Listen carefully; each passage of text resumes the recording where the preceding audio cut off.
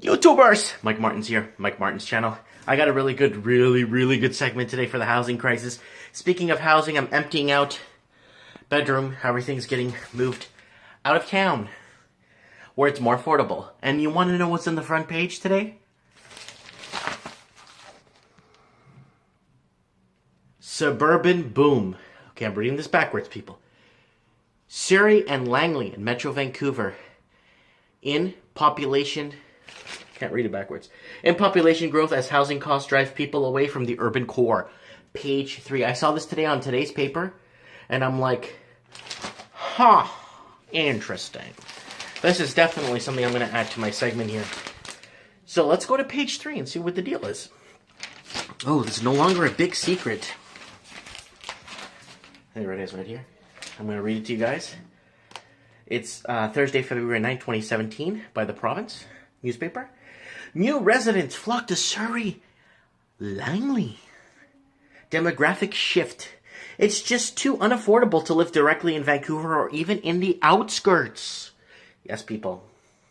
When Brian Apple moved back to Metro Vancouver from New Brunswick in 2015, he looked for a place to live that was central to Vancouver, but wound up settling in Surrey, Whalley neighborhood. In doing so, Apple joined the demographic shift of the region's population out of the high-priced urban core. According to the latest census figures released Wednesday by Statistics Canada, it's just too unaffordable to live directly in Vancouver, even the outskirts, said Apple, the security company dispatcher and single dad. Overall, the population of Vancouver's census metropolitan area grew 6.5% between 2011 and 2016, and the census hit 2.46 million. That's on paper, but that's not physical. I can see there's 9 million people here. It's not physical, it's on paper. The fastest growing large suburb in the region was a township of Langley, which sprouted 12.6% since 2011 census, while Surrey absorbed the largest number of the newest residents, 49,636, 10.6% hike over 2011. The city of Vancouver population grew 27,849 residents, 4.6% hike over 2011. Stats Canada analyst Stacey Hallam said Canada's big cities are getting larger and new residents are settling in neighborhoods that are spreading out from their urban cores. The growth driven by immigration and migration of people from rural regions to cities. Hallman said that in metropolitan Vancouver, the census of metropolitan area doesn't match the region's provincial boundaries of Metro Vancouver. The push to the suburbs also confirms that the financial realities Canada's priciest property market. This is going to come out in the next census series, but the shift is really associated towards affordability housing, towards housing and the local incomes can't support, is located.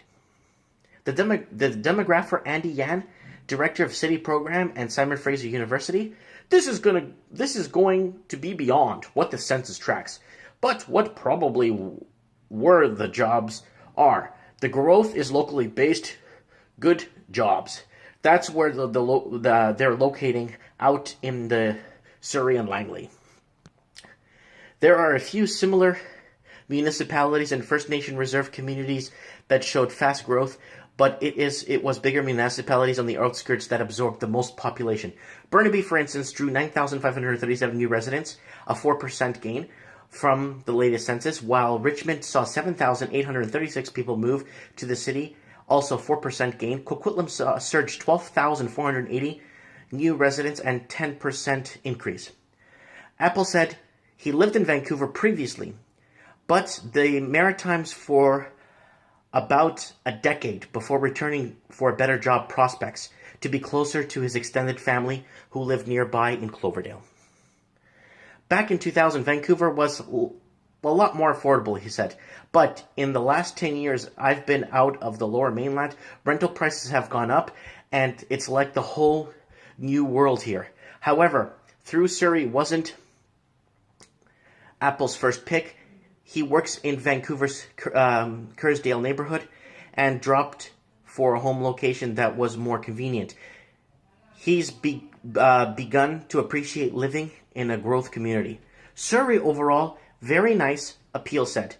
Maybe not the area I live in, but overall it has changed much. In the last 10 years since I've been here, he sees a lot of new buildings going up and brings up some dynamic, it's not dynamic, it's something else, to Surrey.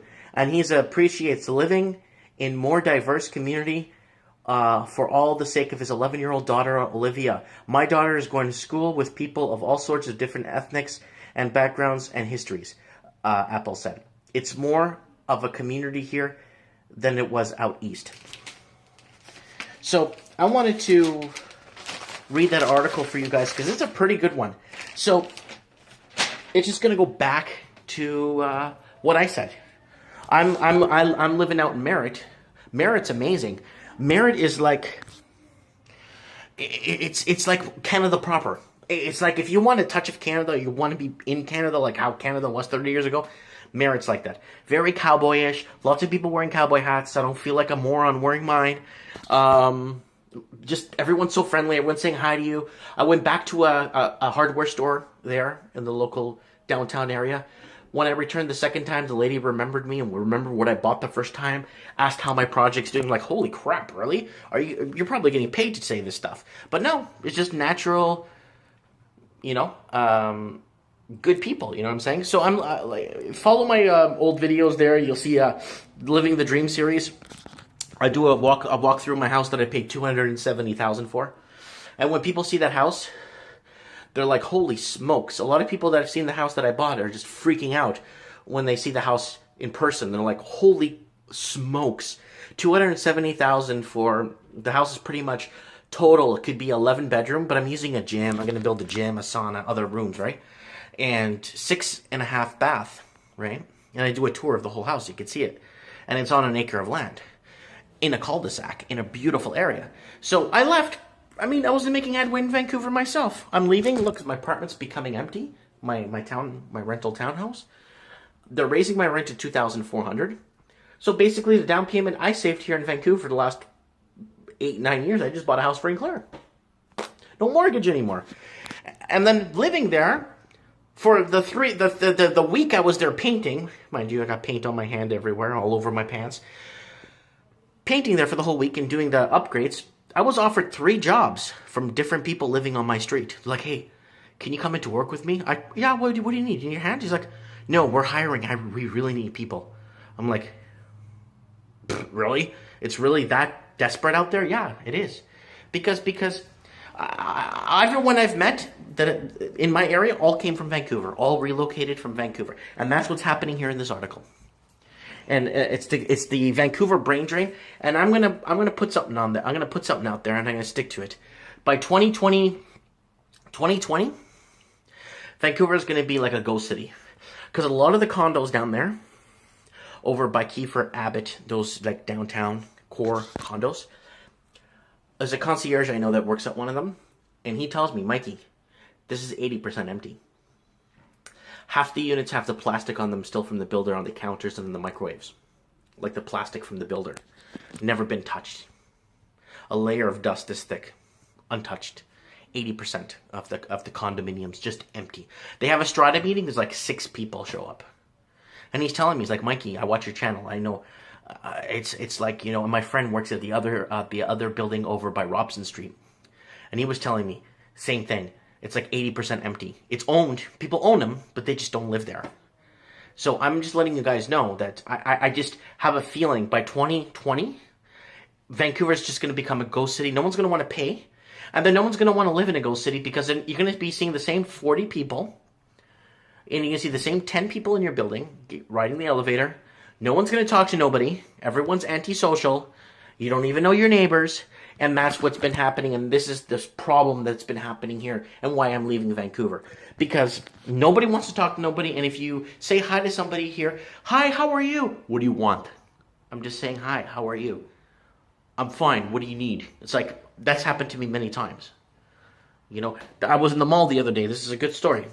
A lady dropped $10 as she's walking. Oh, I picked it up and I said, ma'am. She's like, I'm not interested in you. Can you stop calling me ma'am? I'm like, and then had the $10 in my hand. She kept walking. She didn't even notice she dropped $10.